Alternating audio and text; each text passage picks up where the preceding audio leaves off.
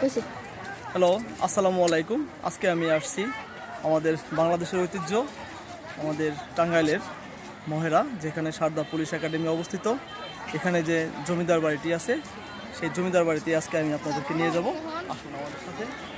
বুঝতে পারছেন জমিদার বাড়ির এই গেটটি দেখেন কত সুন্দর কারুকার্য করা, সেই কত পুরাতন সময়ের। তারপরও এটাই হচ্ছে প্রধান এবং মূল ফটক।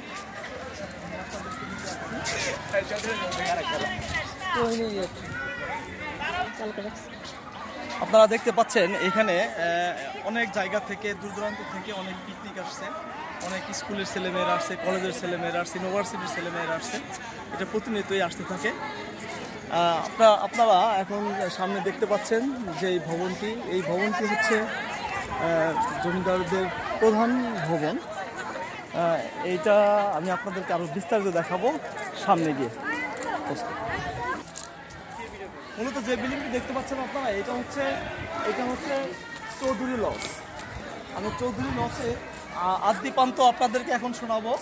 আপনারা এদিকে একটু খেয়াল করতে পারেন, এখানে বিস্তারিত দেওয়া আছে। আমরা যে বিল্ডিংটি দেখতে পাচ্ছি এটার নাম হচ্ছে চৌধুরী লজ। চৌধুরী লজটি নির্মাণ হয়েছিল 1890 খ্রিস্টাব্দে। জমিদার বাড়ির স্থাপনাগুলোর মধ্যে চৌধুরী লজের অবস্থান ঠিক পূর্ব পাশে। চৌধুরী লজও একটি দ্বিতল ভবন। ভবনটিতে রয়েছে সুপরিসর মোট 6টি কক্ষ। চৌধুরী ভবনের প্রধান ব্যক্তিত্ব ছিলেন সুবীন্দ্র কুমার রায় চৌধুরী।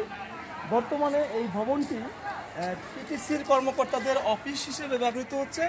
ভবনটি দ্বিতলের উপরিভাগের ফুলের কারুকাজের নিজস্বতায় একটি অনন্য চমৎকার ভবন।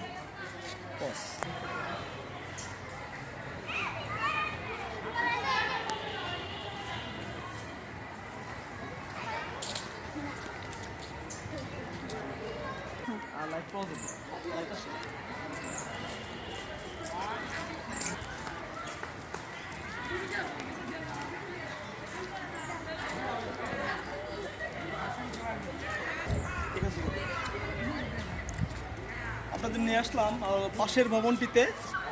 পাশের ভবনটির নাম মূলত এটার নাম হচ্ছে আনন্দ লজ। নির্মাণকাল 1890 খ্রিস্টাব্দে। জমিদার বাড়ির দ্বিতীয় তরফের আবাসস্থলের নাম আনন্দ লজ। পশ্চিম প্রাচ্যের অনুপম স্থাপত্যশৈলীর সুনিপুণ মিশেলে নির্মিত আনন্দ লজ। এই আনন্দ লজটি একটি দ্বিতল বাড়ি। এটিতে মোট 12টি কক্ষ আছে। বর্তমানে ভবনটির নিচতলা টিটিসির প্রশাসনিক ভবন হিসেবে ব্যবহৃত হচ্ছে। আনন্দ লজের ভবনের সবচেয়ে পরিচিত ব্যক্তিত্ব ছিলেন বকুল রায় চৌধুরী। তিনি সংস্কৃতি মনাক ছিলেন এবং যাত্রাপালা, থিয়েটার, গান বাজনা নিয়ে সর্বদা ব্যস্ত থাকতেন।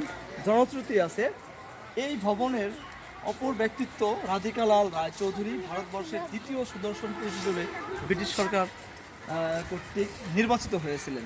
তাহলে বুঝতে পারেন জমিদাররা সুন্দরও ছিল। করে নিয়ে যাচ্ছি।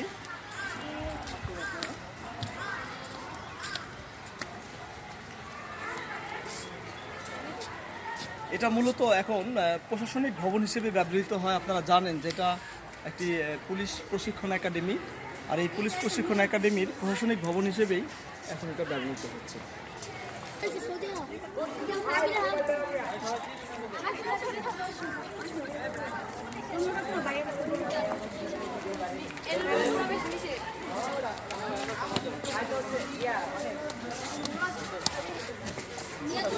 আমি এরপর আপনাদেরকে আরেকটি ভবন দেখাবো। আমরা চলুন আরেকটি ভবন দেখি।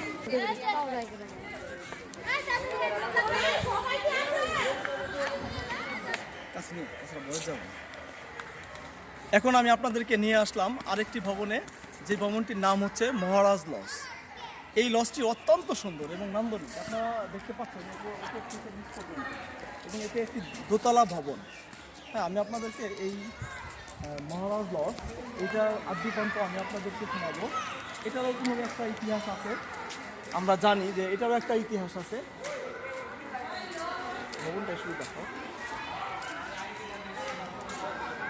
এইটি নির্মিত হয়েছিল 1890 খ্রিস্টাব্দে। মহারাজ লজটি জমিদার বাড়ির সর্ববৃহৎ স্থাপনা। এতে রয়েছে সুপ্রশস্ত মোট 10টি কক্ষ। পশ্চিমা স্থাপত্যকলার মধ্যপ্রাচ্যের ও সৌন্দর্যের অপরূপ মিশেলে নির্মিত মহারাজ লজ মহারাজ লগের পঞ্চমভাগে নির্মিত টেনিস মাঠটি ছিল জমিদারদের নাট মন্দির। এর উত্তর পাশে ছিল দুর্গা মন্দির। জনশ্রুতি আছে জমিদার তরফে সবচেয়ে পরিচিত ব্যক্তিত্ব ছিলেন মহারাজ ভবনের গজেন্দ্র কুমার রায় চৌধুরী।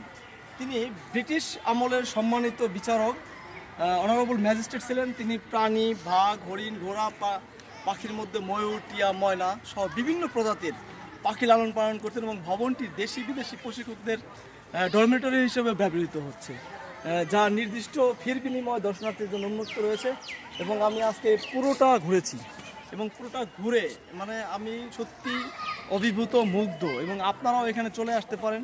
এই যে মোট 3টি ভবন আপনারা দেখলেন, ভবনের পিছনে আরও বাচ্চাদের, ছোট ছোট বাচ্চাদের খেলনার জন্য অনেক কিছু আছে, অনেক রাইডিং আছে।